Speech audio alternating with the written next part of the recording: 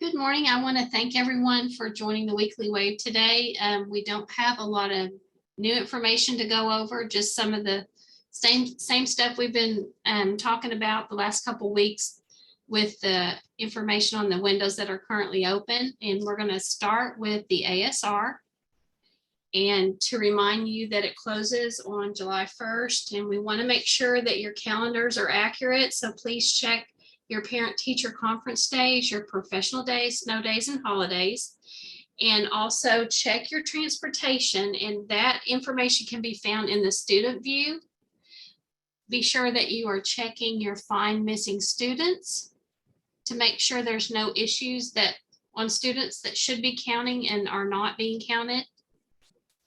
Also, new this year, there's an alt ed student view. You need to be sure you're verifying that the students listed under this section are correct.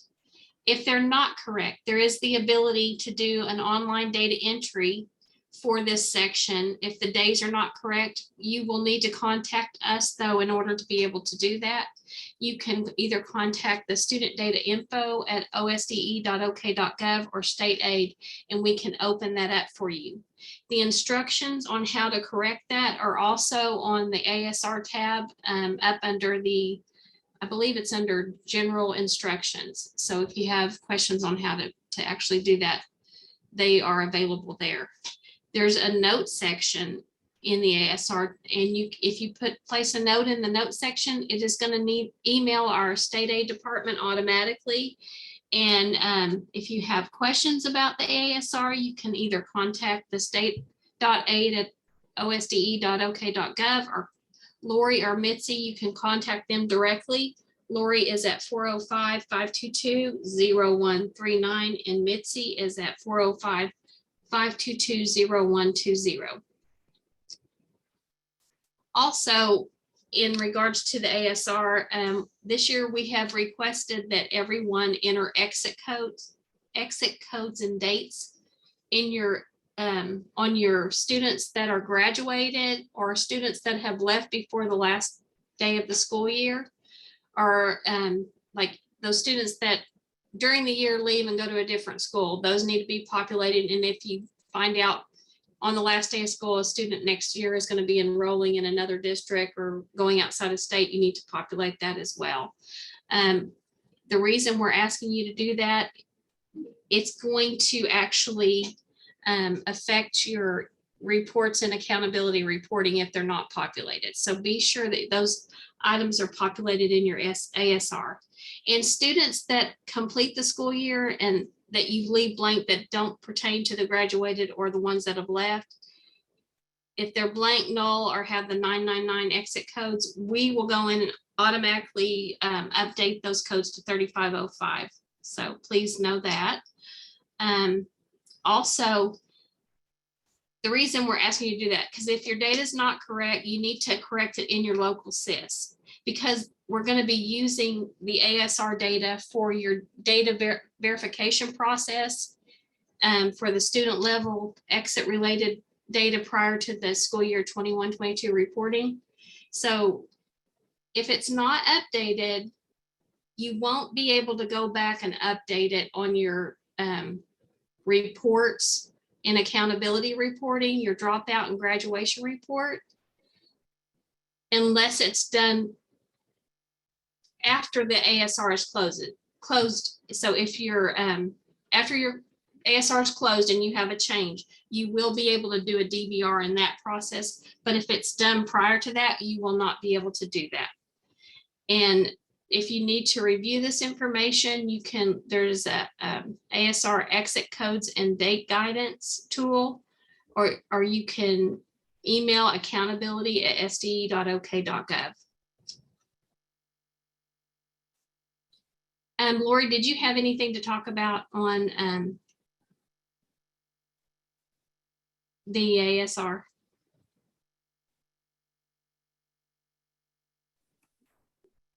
I couldn't get unmuted. I don't know what I'm over here doing. Okay. I really don't have much to say. It's decent. it's very decent with the membership, attendance, transportation. I know that we are having problems with alternative ed and what's going on with that. So if anybody has suggestions, like Eric said in the chat, please send them to, I would like to see them too. I really want to try to get a delete button to get rid of some of those instead of it coming through us, because that seems to be causing a problem. We will work on that. We will try to make that a better system. And the exit codes, it's a new thing. I'm trying to go through as people are confirming and certifying and make sure that those are in there. I'm pretty sure that everybody who's on this call, unless you are on it for the first time, are sending them just because you've heard it so much. But I'm trying to catch people, and I think next year that'll be better just because now you know about it. So those are just the new things. New things are always hard the first time around, but I think the other stuff is cleaning up pretty well. So if you guys have any questions, need anything done, just let us know. Thanks, Lori. Also, I don't have a slide for this, but I do want to mention that the ELP assessment correction window, I guess it's open on June 10th through the 27th. So please be sure you're making those corrections. And the OSTP assessment correction window is open June 14th through June 29th. And we'll make sure we have a slide for that next call. So just wanted to bring that up. So please make note of that. Okay, so back to the chronic absenteeism medical exemption window. That closes on September 30th as well. And you have to have an admin, district admin user before students' absence records can be amended. And in order to do that, you'll have to fill out the survey below. That there's a link below, and this presentation will be posted on our website after the call, and you can go in and copy that link and fill out your form for that, the survey for that.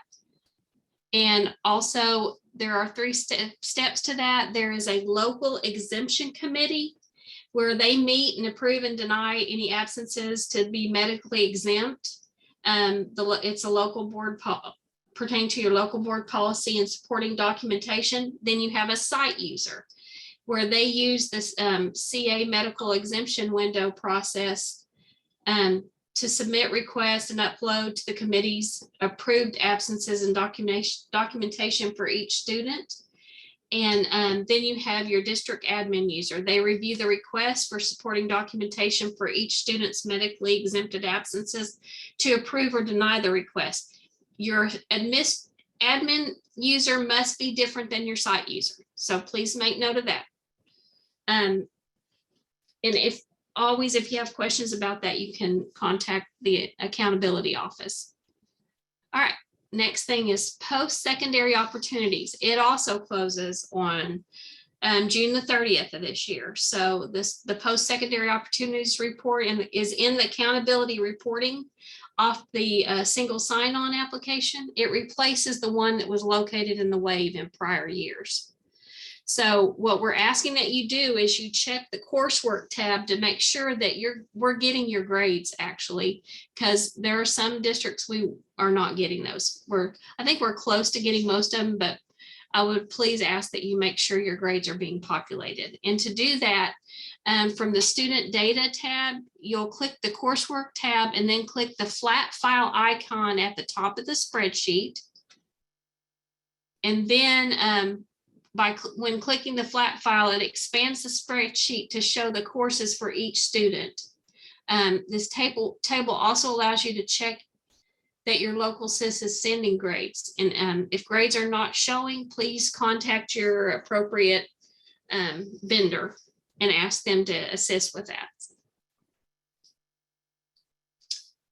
Next thing, let's talk about transfers. So your existing transfers can be extended until June 30th. So if you've got transfers that have been going to your school year after year, and you can go into the extend transfer section under reporting, and you can either extend it or you can not extend it. But if you do nothing, which is fine, if you do nothing, on June 30th, anything that's not been finalized, it will be deleted from the transfer system and those parents will have to reapply. So make a note of that. Also, districts will, it's coming up on the time that districts, you're going to need to start reporting your capacity numbers. It's normally 15 days prior to a quarter and 15 days after the start of a quarter. So that time is approaching us very quickly. Virtual Can I jump in here real quick? You sure can. When we're talking about transfer system, I've been telling everyone that the online application would be available on June 17th, because that was the day I've been given from OMES. That is now, as of this morning, I received an email from our security team, and that has been pushed further out. Apparently they're having some issues with securing the website still. So it's been pushed to July 14th at this point, before the online application will be available. I don't know if that's, I've already reached out to our leadership, because that's just not going to be okay for our July 1 date. So I've got to figure out if OMES leadership understands the importance of this and get our leadership involved too. I've already done some of that. Just know that I will be fighting tooth and nail to get that available before July 1. But right now, as it stands, I want you guys to all be in the know and understand that I've been told that July 7th or July 14th is now the day and not June 17th. So everybody knows I don't like it any more than you do. So I'm fighting to get it changed back. But right now, that's what I've been told. So. Thanks, Eric. Okay, for virtual district transfers, all virtual district entries must have a virtual transfer started on them. It's a way for us to meet statutory requirements and to ensure each student's mobility in and out of virtual charter schools. So that there's no more than 2 transfers into a virtual charter per year. So please understand that that needs to be done.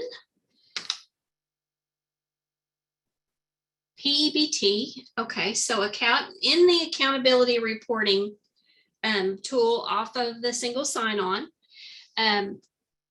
information for the 21 and 22 PEBT information is now available. So what we would like you to do right now is to make sure that you're reviewing and correcting the data for fiscal year 2022, because it's going to save you a lot of time later. Right now, the DVR process is coming soon for the 2021 year. And once that's completed, we'll work with others within the agency to determine when the 21-22 DVR will be available for data correction. But if you're correcting that data now, it's really in your best interest to review the data now, correct it in your systems, and that way you won't have to make those corrections for FY22. So be sure you're looking at that PEBT information for this current school or the school year that just finished. Rollover. So we will be rolling our systems over on July 11th, and the wave will be down until it's really I put the 25th because that's a Monday, but we'll be down to the 22nd, and then it'll be back up on the weekend. But I put the 25th because I don't know if people are going to be working over the weekend. So put that on your calendar. Now, if you have, prior to doing your SIF agent rollover, you're going to need to put your zone to sleep. And if you don't know what that means or not sure how to do that, you're going to need to reach out to your vendor, or you can contact us at studentdatainfo@sde.ok.gov for assistance. And for next year, we are going to be doing medium of instruction. So what this means to you is each section in your system should identify whether a student is attending virtually or brick and mortar. It just identifies what type of instruction the student is receiving. So you might have a section for English that's brick and mortar, and another section that is for English, same course code, that is actual virtual. So please be making those changes now, so it doesn't hit you when school starts. Other than that, I think we're done. And so if you got questions, you can always email us at studentdatainfo@sde.ok.gov, or you can look up most of our information on the SDE website at Student Information Documents and Guides. So I know Eric's been answering questions. Are you all caught up at this point, Eric? Heck no, I'm still trying. I'm still writing. Give me a second. Don't hang up the phone. Oh, I'm not hanging up. So it may be faster for me to answer them verbally. It might be. So I'm gonna go through some of these. I got a question up here. I answered one just a second ago that had to do with grade requests. So we pull grades with student section marks. Please understand that we pull that one, we request it. SDE requests student section marks once every Saturday. That's it. If you want it more than every Saturday, you need to be talking to your vendors. Your vendors are required to send all adds, deletes, and updates to any object that's required to us every time you guys make those updates. So if you're not getting your grades in your post-secondary opportunities report, it's because whenever you make those changes, they're not being sent by your vendor on a daily basis, on a minute-to-minute basis, hourly basis, however they do it. But if you're not seeing those updated during the week, that's because we're not getting those through those SIP events that they're supposed to be sending us. So if that's an issue, please reach out to your vendor and say, hey, our grades aren't updating except for once every Saturday, and that's not good enough, and we need you guys to do better with your agent. And we will absolutely work with them if they need to understand why we're not getting them, or if there's some issue with us. I'm not saying the issue is not with us. I'm saying that right now we're not receiving that data, and typically we should be receiving those updates anytime you make a change in your SIS. So that's the answer for student section marks. I'm going to scroll up a little bit because I saw one here that I missed earlier. So go ahead.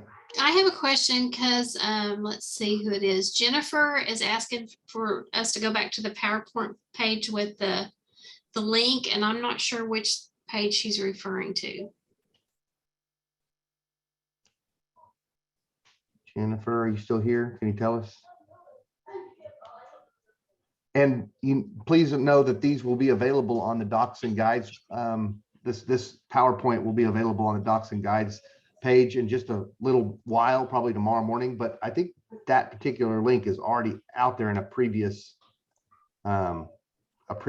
weekly wave. Yes, I'm sure it is. If you just look at the June 2nd one, it'll probably be in that one too. Just for your information. Okay, I'm sorry, I didn't mean to interrupt. No, you're good. So once the survey is completed for a district admin user, is there anything sent to confirm that? And she was asking about which one. She said the chronic absentee district admin user. I'm not sure. That's a accountability question, and I don't know that we have anybody here from accountability. So let us work with them and try to get you that answer and send it back to you, Megan. I think Karen is on here. Yes, Karen is on. Yes, I am. Oh, there you go. I am. What was the question? I was just getting off of a phone call. So for the chronic absentee district survey. Yeah. Megan, I just didn't know Once that's if we confirmed.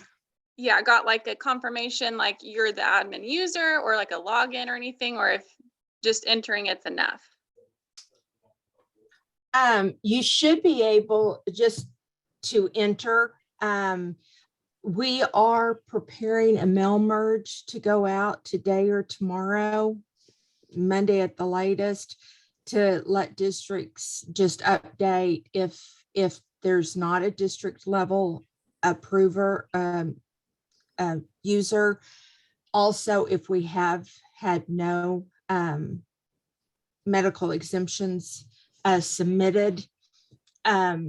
So we will be letting you know, but you should be able to go into single sign-on and see if it's, we're not approving, you're approving, that's local control, but to see if it is in the system and has been closed, you should be able to see that.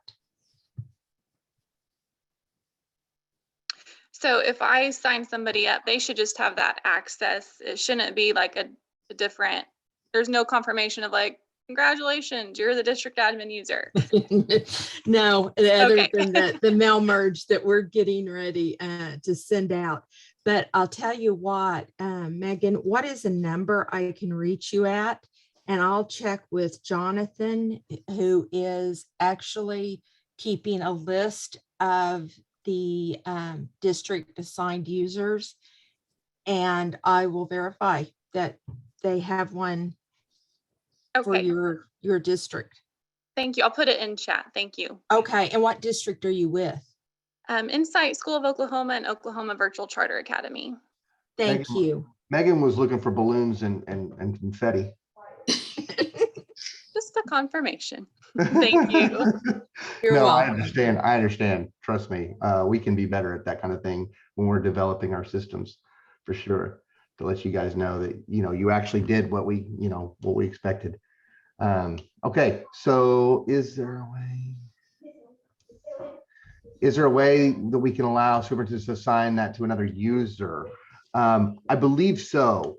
I believe there's two different, I believe there is a way, but like I said, I'll have to make sure I give you the right answer. I don't know the right answer off the top of my head right now, Carrie.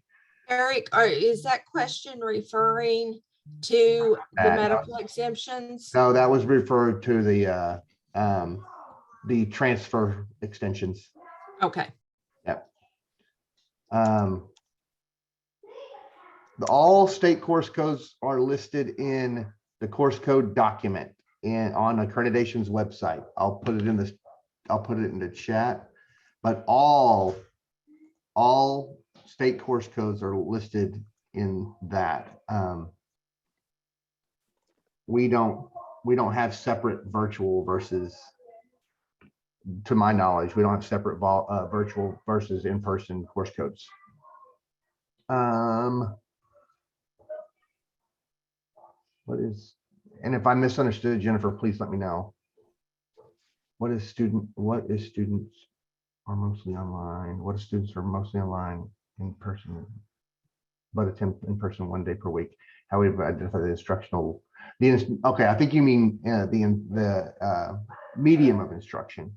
So what you would do, Darla, if you had a student that was mostly online, but attended 1 day per week, you would have them in a section for all of their sections during the week where they were doing online classes. You would have them in sections that were identified as virtual or distance learning. And for the section that they were enrolled in that was in person, it would be a face-to-face instruction section that they're enrolled in. I hope that's clear.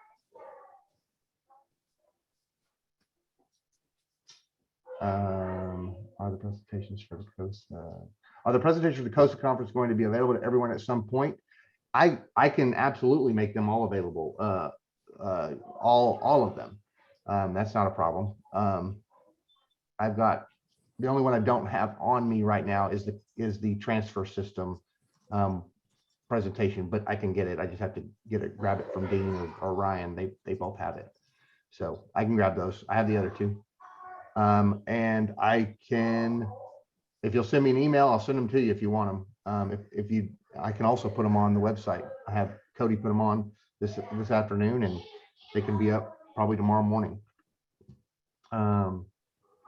In just a trainings area in our docs and guides area. That's where I'll have them put it. So student information, docs and guides, and I'll have them create a little training area on that page, it will have, you know, a header of training, and we'll just start putting stuff on there. Can we review the 21-22 PEBT information now? Yes, you can. So you should not be looking in the PEBT report in single sign-on for your 21-22 PEBT information right now. You should be looking at the accountability reporting application, and on the students tab, that's where you should be reviewing your PEBT data right now.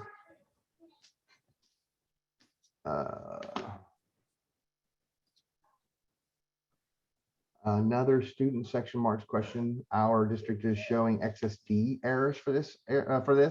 I've reported this error to our vendor in the campus, and they are asking for more information since the term info rep ID is showing on the CIF XML view. Is there any other information you suggested? Okay, Melinda, would you reach out to me today directly? Let me find a moment. I have 5 minutes to talk to you so I can understand that fully, and then I can get something figured out. If there's any way we can talk around 11 o'clock, that would be great. Okay, I'll try. Thanks. Okay, yeah. Just figured out that the superintendent can assign. Yes, thank you. Thank you, Carrie.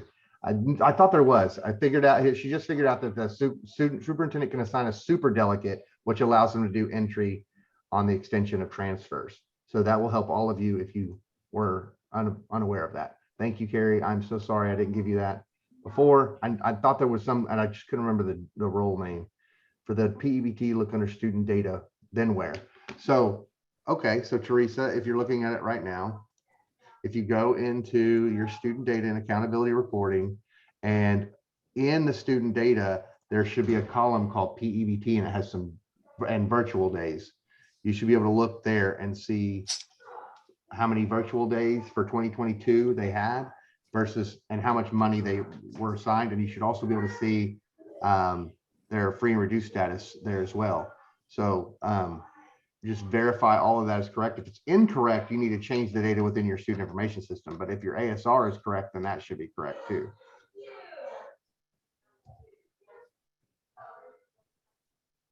Do you see what I'm talking about?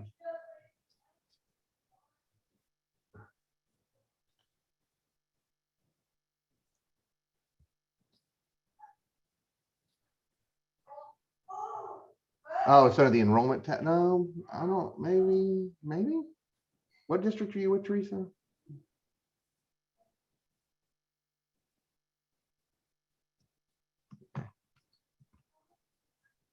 Fairview District. Okay. Schools. So I go to schools and I pick a school. I'm going to pick their high school, and then I'm going to go to student data. Unless they may have moved it. Looks like they moved it. Oh no, they didn't move it. It's just not. Why is it not there? It went away.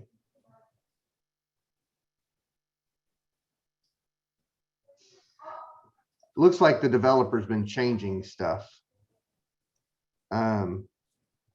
So in the student page, you should see a column with virtual days attended and then PEBT, but it's all blank. Unless you scroll down where you see, if you scroll down, you'll start seeing a couple with some virtual days and some PEBT dollars. I see one with 4 days. I'm not going to say names or anything, but I see one with 4 days and $27 and then 148. Okay. Yep. Okay, good. So if they don't have anything, that means they didn't qualify. If they have $0, that means they didn't qualify, but they had some virtual days and free and reduced, but they didn't qualify for money. And I'm not real sure on why. So I'm going to go in here to the detail and kind of look at it. So you got to kind of determine the reasoning behind why they didn't, because they were free and reduced was yes. 148 virtual days attended, PEBT is 0. Not real sure. why that's the case. But I'd have to go in here and look at it. Does a superdelegate limit the access to other soup areas? It does. You can't certify that data, Kelly. You can do other things though. You can do the things that you guys need to do. So if you're in your type of position or Carrie's type position or something like that needs to do that, you guys can have access as a superdelegate without actually being able to certify.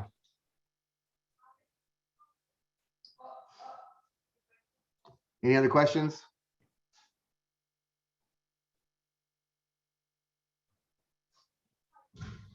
Did I miss anybody? I don't think so.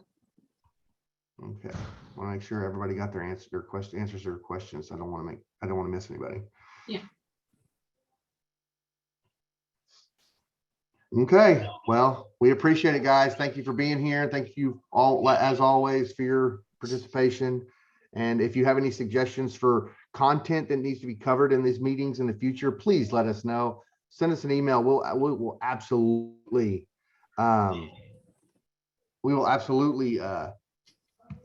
put that stuff on the next agenda.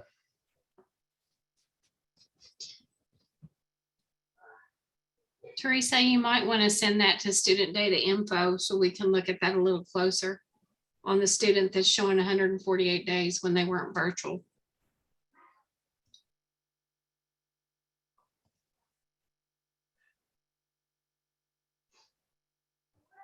I'm looking at it now. Oh, okay.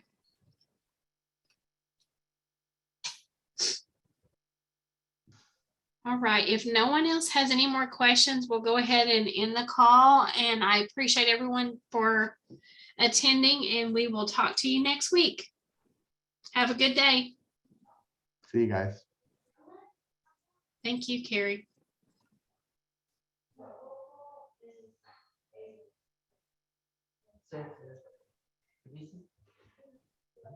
You're done? Okay, I'll be there in a second.